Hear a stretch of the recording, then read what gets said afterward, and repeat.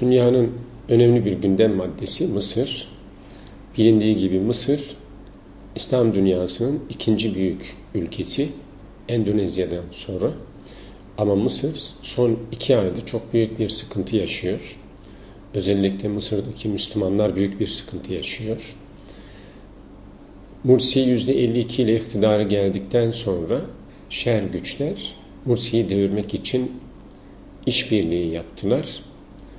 Tahrir'de toplanan kalabalığa bakıp halk Mursi'yi istemiyor yaklaşımıyla darbe yaptılar.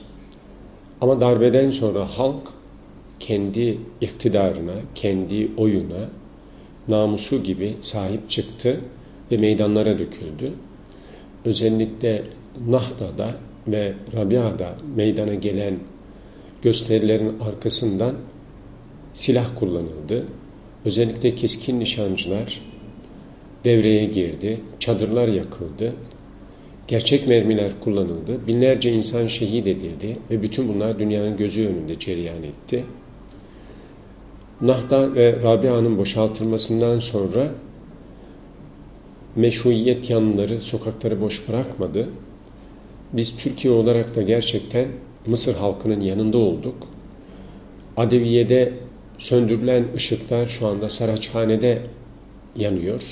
Saraçhane, Adeviye ruhunu şu anda canlı tutuyor.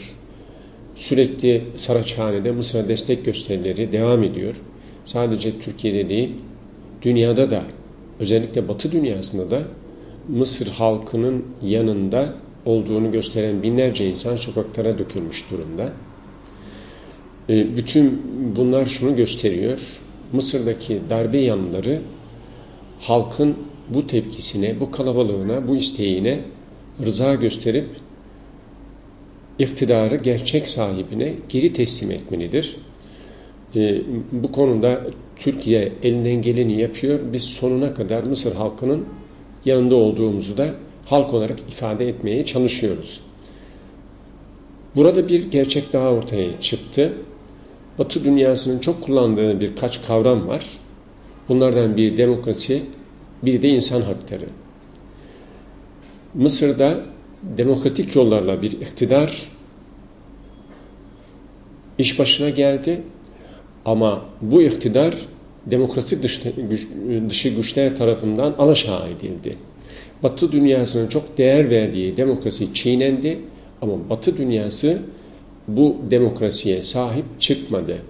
Yine insan hakları konusunda Batı'nın çok söz sarf ettiği, bu kavramlara çok değer verdiği biliniyor.